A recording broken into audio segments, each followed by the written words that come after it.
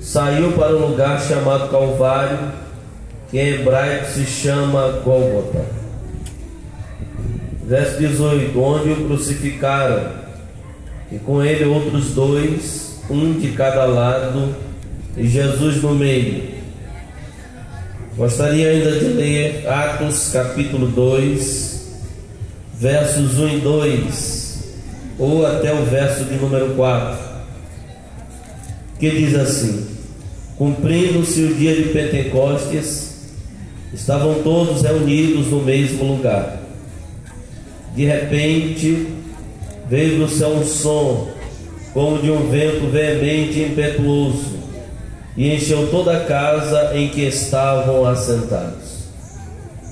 E foram vistas por eles línguas repartidas como de fogo, as quais pousaram sobre cada um deles. E todos foram cheios do Espírito Santo e começaram a falar em outras línguas, conforme o Espírito Santo lhes concedia que falassem. Glória ao nome do Senhor. Meus queridos irmãos e amigos que nos ouvem nesta noite, nós estamos reunidos nesta noite para, em nome de Jesus, proclamarmos a sua salvação.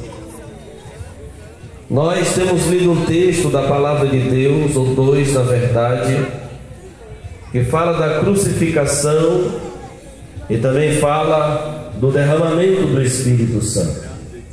Uma coisa está estritamente ligada à outra, porque só houve o derramamento do Espírito Santo por conta da morte de Jesus. Se ele não houvesse morrido, se ele não houvesse ressuscitado e ascendido aos céus, o Espírito Santo não viria. Jesus, no capítulo 14 e 16 de João, ele diz acerca da sua morte. Ele está tendo uma conversa com os seus discípulos, e o momento é o momento da celebração da Santa Ceia, ou a última ceia, que nós observamos e percebemos essa conversa dos capítulos 13 ao capítulo 17 de João. Nesse íntere, Jesus então diz aos seus discípulos que ele precisava ser crucificado, ele precisava morrer, porque se isso não acontecesse, o Espírito Santo não viria, não seria derramado. E quando nós observamos o contexto de toda a trajetória, a narrativa da crucificação, nós vamos observar, queridos irmãos, algo glorioso, extraordinário, realizado por Deus em favor de todos nós, em favor da humanidade. Uma vez que a Bíblia diz em João 3,16, que é conhecido como texto áureo da Bíblia, porque Deus amou o mundo de tal maneira que deu o seu Filho unigênito, para que todo aquele que nele crê não pereça, mas tenha a vida eterna. Nós percebemos aqui que foi uma dádiva espontânea. Deus, ele não foi obrigado a dar o seu Filho, ele deu porque quis, ele deu por amor, ele deu por misericórdia, não por merecimento. A nossa salvação, ela aconteceu exclusivamente pelos méritos de Cristo. Nós não tínhamos condições alguma de retornarmos a Deus, de recebermos a salvação pelos nossos próprios atos, uma vez que a Bíblia diz que os nossos atos de justiça, eles são como trapos da imundícia. A Bíblia diz, meus queridos irmãos, que de forma alguma ninguém poderia aproximar-se de Deus pelos seus próprios atos, pela sua própria justiça, pelas suas próprias obras. Efésios 2:9 diz: não pelas obras, para que ninguém se glorie.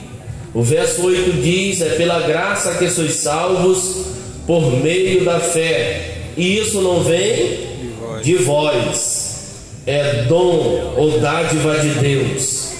Portanto, a salvação é uma dádiva de Deus, uma dádiva imerecida, é um favor imerecido. Nós jamais, queridos irmãos, como falei anteriormente, poderíamos ir a Deus pelos nossos próprios esforços. Então Deus, ele providencia a fim de que o seu Filho viesse ao mundo para morrer por todos nós. Lá em Isaías capítulo 59, versículo de número 16, está registrado que Deus olhou de cima aqui para baixo e não viu um justo, nem um sequer, ninguém que fizesse o bem, não havia um intercessor, pelo que o seu próprio braço lhe susteve e trouxe a salvação.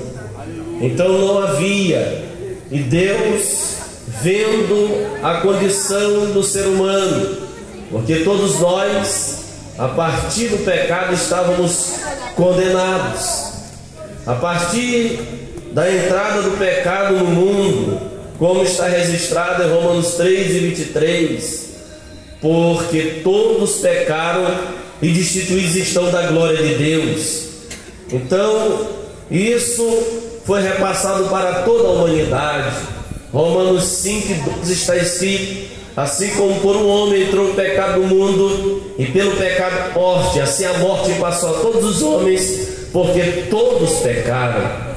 E a Bíblia vai dizer em Romanos, ainda capítulo 3, versos 12 em diante, que não há um justo, nem um sequer, todos se desviaram, cada um pelo seu próprio caminho.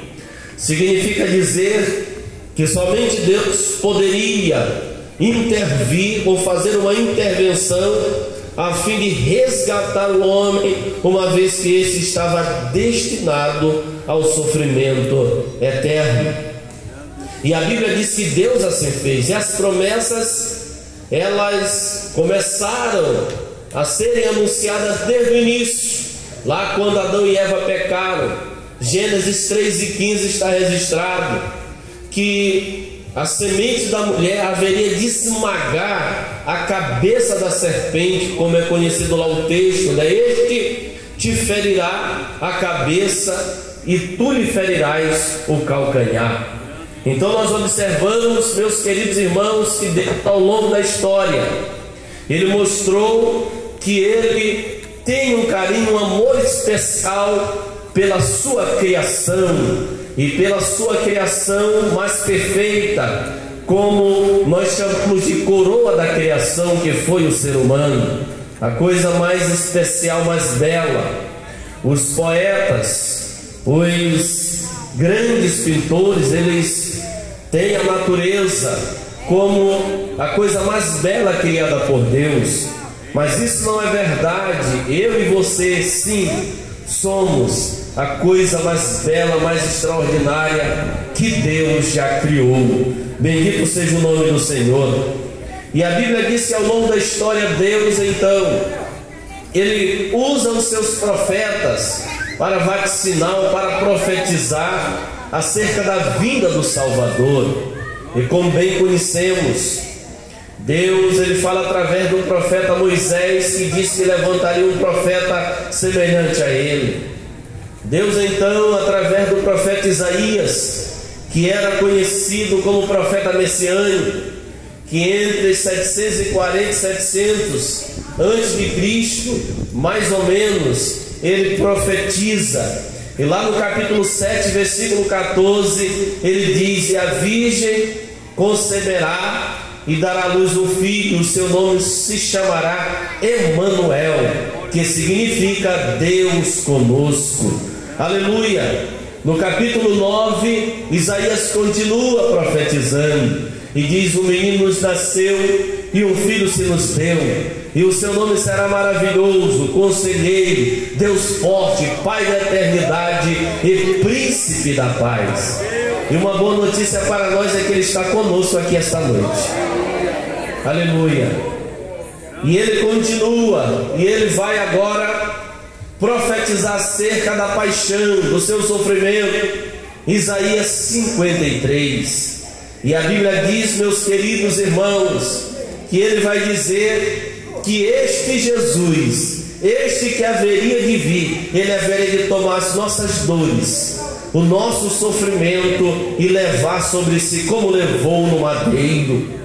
Meus queridos irmãos, chega o Novo Testamento, passam-se 400 anos de silêncio, e a Bíblia diz que o anjo chega a uma cidade chamada Nazaré, e ele então conversa, fala com uma jovem chamada Maria, noiva com um rapaz chamado José, e diz que ela haveria de conceber, e que ela haveria de dar à luz um filho. Aleluia! E quando Maria diz isso a José, José intenta deixar Maria, e o anjo então aparece a José e diz: não intenta deixá-la, porque o que nela está gerado é de Deus, é o Filho de Deus. Aleluia! O nome dele será Jesus, porque ele salvará o seu povo dos seus pecados. O nome Jesus significa o Senhor é Salvador, ou o Senhor salva. E Jesus nasce, ele cresce, e a Bíblia diz que aos 30 anos de idade ele vai ser batizado por João. E João observa isso no capítulo 1, versículo 29 de João. A Bíblia diz que João olha Jesus que vem para ele, diz: eis o Cordeiro de Deus que tira o pecado do mundo. João batiza Jesus, aleluia. Mas antes mesmo, João já havia profetizado, está em Lucas capítulo 3, versículo 16, e diz: olha, eu vos batizo com água, mas após mim virá um, e ele vos batizará com o Espírito Santo e com fogo. Louvado seja o santo nome do Senhor. E Jesus é batizado, e ali acontece algo extraordinário. O Pai, o Filho e o Espírito Santo, eles se fazem presente, credenciando então aquele ministério glorioso que Jesus haveria de desenvolver nesta terra. Quando João batiza, Jesus mergulha, e ele, quando ele submerge, a Bíblia diz que o Espírito Santo vem em forma de pomba, e uma voz diz: este é o meu Filho amado, em quem me comprazo. Jesus inicia o seu ministério, e ele começa a pregar a palavra. Jesus cura cegos, Jesus cura leprosos, Jesus ressuscita mortos. Louvado seja o santo nome do Senhor. Muitas pessoas se convertem a Jesus, ele chama discípulos que depois se constituirão apóstolos para estarem ao seu lado, para auxiliarem ao Senhor Jesus. E Jesus então empreende o seu ministério, mas Jesus veio com um propósito. Qual era? Era de morrer pelos pecadores. Os judeus estavam esperando o Messias para libertá-los da opressão dos romanos, mas Jesus, como havia dito, o seu reino não era desta terra. Jesus veio implantar o reino dos céus.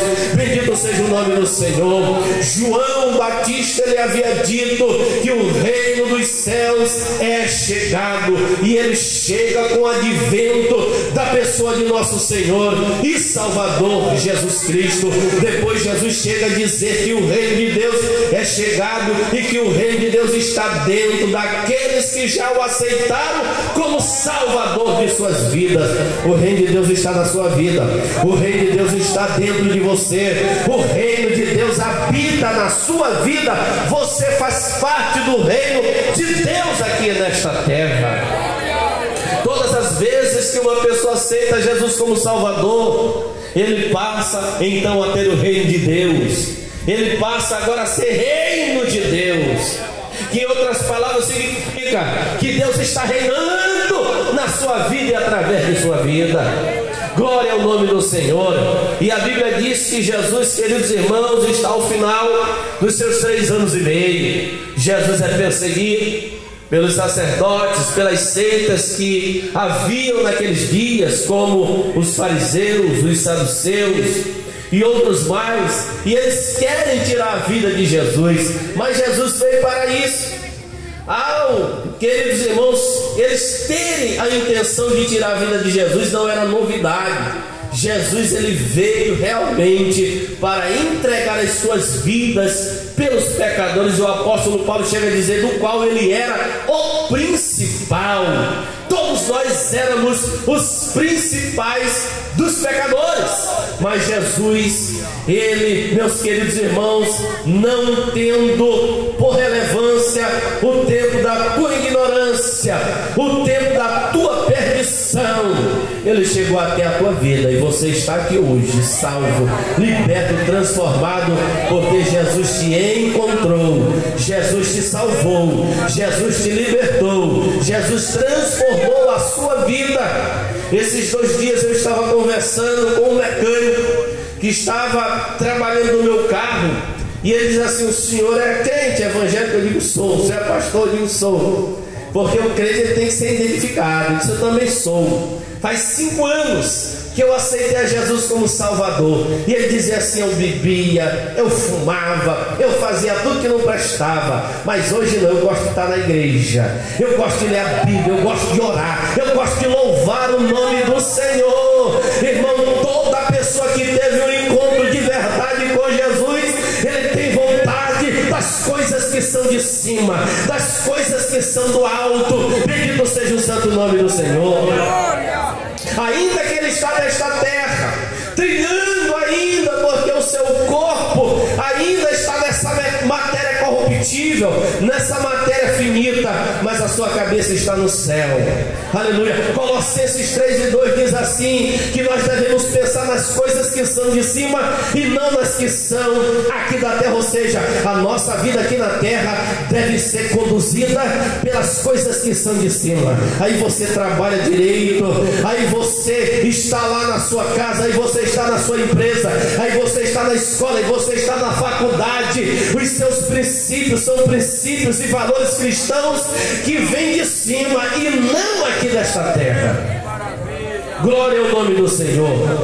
E aí Jesus, ele vai ser crucificado, para nós encurtarmos um pouco a história.